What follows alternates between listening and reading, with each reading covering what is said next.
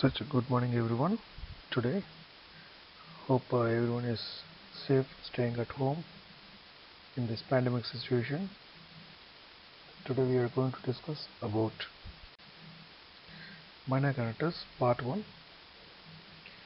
As all of you are aware about what is a minor connector, which is a component of RPD. As such, I had an introduction about RPD, in which you have a most accepted classification, which is Candice classification. And previously in the last month we have discussed about rests and receipts, major connectors and impressions in RPD. And this is a major connector first. Major connector, which is the name implies that major connector. It has a major part in connecting link. That is all the parts of components, other components of RPD from one side of the arch to the other side.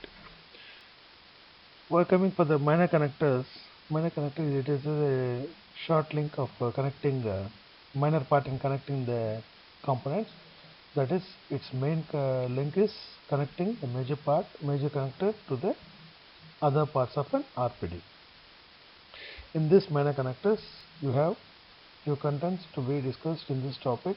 There is definition of a minor connector, functions of minor connectors, basic principles of design of a minor connector, types of minor connectors, and in detail about tissue stops and finish lines. When you come for the minor connector, definition of a minor connector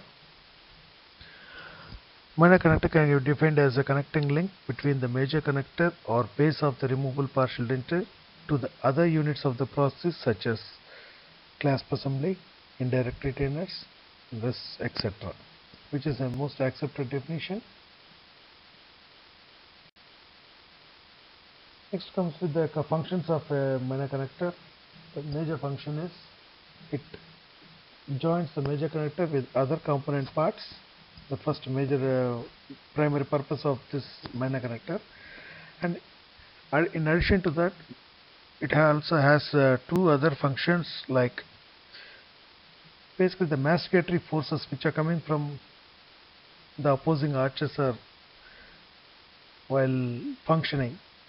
This stresses or forces that is coming onto the process, that is transferred, that functional stress is transferred to the abutment teeth which is under the process.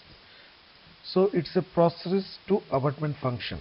So forces that is falling onto the process is diverted towards the abutment. Next function is to transfer the effect of other component parts and stabilizing components to the rest of the denture, that is, which is falling on the abutment to the other parts of the process.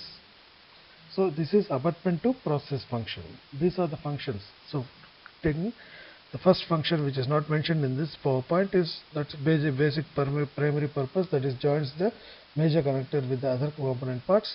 Second is that to transfer functional stresses to the abutment, that is process to abutment function. And third is to transfer the effect of other components, stability components of the rest of the denture, that is abutment to process function. Next is the basic principles of design of a minor connector. Basically, the minor connector should be rigid. If it is not rigid, it cannot bear the stresses, it cannot transfer the stresses from the abutment to the other components or component to the other function, vice versa. So it should be rigid. Next, it should have a triangular cross section. If you see the cross section of a minor connector, it should be triangular part with the thickest part, that is the base, towards the lingual line angle, and thinnest part, that is the apex, towards the near the buccal line angle of the teeth. So you have a triangular cross section with the thickest part in the lingual line angle and the thinnest part in the buccal line angle of the tooth. Next is it should be broader buccolingually and thinner mesiodistally.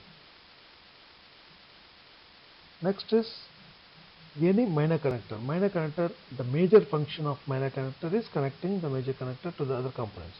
While connecting the major connector, which will be in the center, towards the other components which are on the tooth structure, it should definitely cross the gingival margin. So when it is crossing the gingival margin, it should always cross it in right angles to the gingival margin. If it is crossing in any other direction, it can cause impingement of the tissues. So it should always cross in the right angles to the gingival margin. Next, sharp angles should be avoided and spaces should not exist for entrapment of food. So sharp angles should never be there for any minor connector. It should always be rounded, and spaces should never be left so that any food entrapment can cause hygienic problems. Next is it should never be placed on the convex lingual surfaces of the tooth. So if you have a convex lingual, so if you place it in the convex lingual surfaces, it looks bulky. So that bulky will be evident easily. So that it should be always avoided to have a placed in the convex lingual surfaces. Next is types of minor connectors. There are 4 types of minor connectors. 1. That join the clasp assembly to the major connectors. Second, that joins the indirect retainers or auxiliary rest to the major connector. 3. It joins the denture base to the major connector. 4. It serves as an approach arm for the vertical projection or bar type of clasp. As such, other than major connector and minor connector, what are the other 3 components?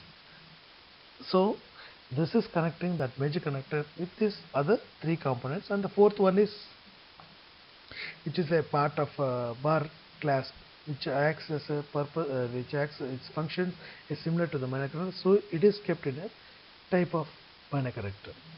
So when you come for again first one, that's it. What are the components? Major connector, minor connector, center seats, direct retainers and indirect retainers, and denture base and tooth replacements. So here minor connector, that is joining the first part is joining the clasp assembly to the major connector. Second is that is joining the indirect retainers or auxiliary rest to the major connector. Third is joining the denture base to the major connector. Fourth one is which acts as approach arm for the vertical projection or bar type of clasp. This is acts as a guiding plane which guides the process into position. Next, minor connectors contact in the guide plane surfaces, or if you take the distance between buccal and lingual cusp, 2/3 of the distance will be the width of the guiding plane surfaces that is kept on that area. So minor connectors contacting the guiding plane surface are as broad as 2/3 the distance between the tip of the adjacent buccal and lingual cusp of the abutment teeth, and they should extend gingivally contacting an area abutment from the marginal ridge to 2/3 the length of the enamel crown. So length of the crown, it should not extend full length of the crown. It's only 2/3 the length of the enamel crown. From the marginal ridge should be the guiding plane width that contacts the tooth structure.